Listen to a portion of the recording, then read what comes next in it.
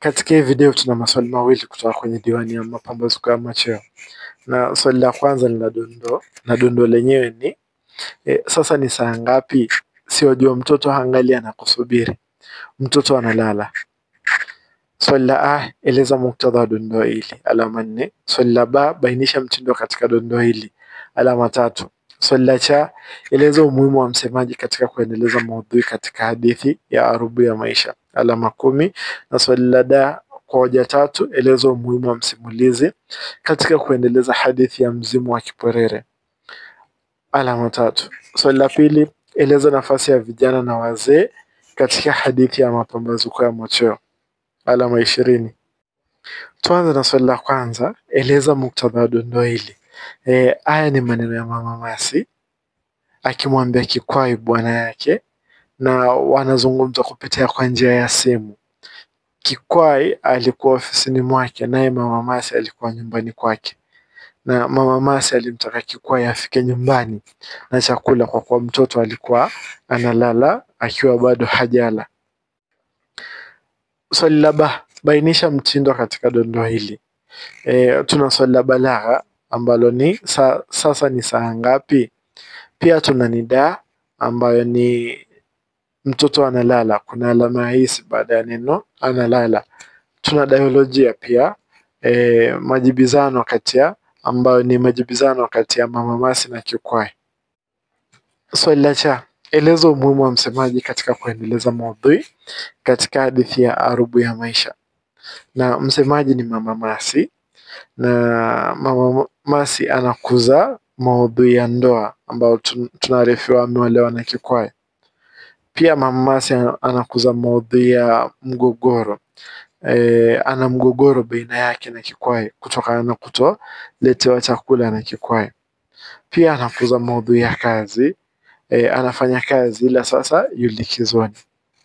Pia anakuza maudhui ya umaskini ambapo tunaona kuna ukosefu wa bidhaa za kimsingi kama vile chakula nyumbani. Pia anakuza maudhui ya mapenzi ambapo tunaarifiwa anampenda mwanawe Mercy sana.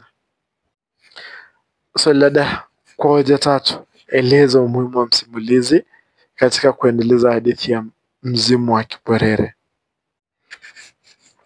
Mwandishi amemtumia kuchunguza maudhui kama vile ya uzinzi kati ya Bisho na Salihina, ushirikina, nafasi ya mwanamke katika jamii na kadhalika. Hoja nyingine, amewachimuza wahusika wengine katika hadithi kama vile wazee wa kijiji, Salihina, Bisho, bwanake Bisho na wengine. Hoja nyingine, kupitia kwa msimulizi, usuli wa Mzimu wa Kipwerere unaelezewa ulitokana na jina la mwanamke kwa jina Kipwerere aliyefanya mambo ya kiajabu wakati wa uhai wake, na alipokufa alizikwa, na juu ya kaburi lake kichaka kikamea na kuwa msitu mkubwa wa Mzimu wa Kipwerere. Pia ulaghai wa viongozi wa kidini unabainika kupitia kwa usimulizi wake. Hoja nyingine, kupitia kwa usimulizi wake tunagundua namna uuzaji na usambazaji wa dawa za kulevya ulikuwa ukiendelea kupitia kwa wanawake waliodai kumpelekea shetani maji katika mzimu. Hoja nyingine, usimulizi unaendeleza na kukuza sifa za wahusika kama vile Salihina ambaye tunagundua ni mbabe dume na laghai. Bisho naye tunagundua ni mzandiki na mzinzi. Hoja nyingine, plot ya hadithi inaendelezwa kupitia kwa masimulizi ya msimulizi. Hoja nyingine, mbinu kadha wa kadha za uwasilishaji zinakuzwa kama dialojia, kinaya, taswira na zingine nyingi. Swali la pili, eleza nafasi ya vijana na wazee katika hadithi ya mapambazuko ya machweo. Tuanze na kuangalia nafasi ya vijana. Na vijana wamesawiriwa kama chombo cha kuzalisha mali, ambapo Mzee Makuto anawatumia vijana katika mgodi kwa manufaa yake mwenyewe. Hoja nyingine, vijana wamesahaulika na viongozi, ndiposa wanakumbwa na changamoto ya ukosefu wa kazi licha ya kuwa wamesoma hadi chuo kikuu. Hoja nyingine, vijana wamesawiriwa kama wale waliopotoka kimaadili kama vile kushiriki kwa matumizi ya dawa za kulevya au kutumiwa kama manyapara wa kuwanyanyasa wengine. Manyapara, kwa mfano manyapara waliokuwa wakitumika kulinda vijana wenzao katika mgodi. Hoja nyingine, vijana ni viumbe dhaifu, wanateswa sana katika mgodi kupitia kwa mazingira mabaya ya kazi, kufanya kazi ya sulubu bila malipo na hata kunyimwa uhuru wa kutembea. Hoja nyingine, vijana hawajitumi kujisaidia katika maisha yao. Saa inadai hawana kazi na wanasimama madukani wakihesabu magari bila kufanya lolote wajitoe katika hali yao ya uhitaji. Hoja nyingine, kuna baadhi ya wanaharakati wanaowaenzi vijana, na mfano mzuri ni yule tajiri aliyemzawadi Bwana Makucha kwa kuwasaidia vijana waliodhulumiwa katika mgodi na Makucha kupata uhuru wao tena.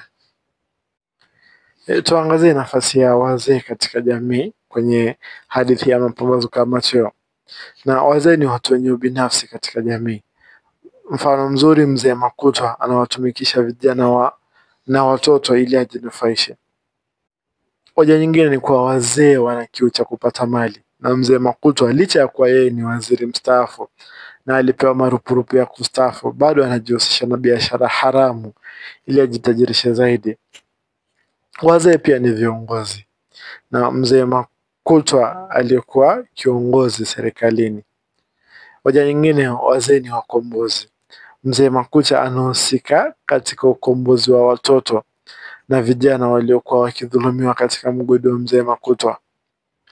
Hoja nyingine, wazee wanawajibika katika jamii, ambapo mzee Makucha aliwajibika kwa kuishtaki biashara haramu ya mzee Makucha hadi akakamatwa kwa kosa la jinai.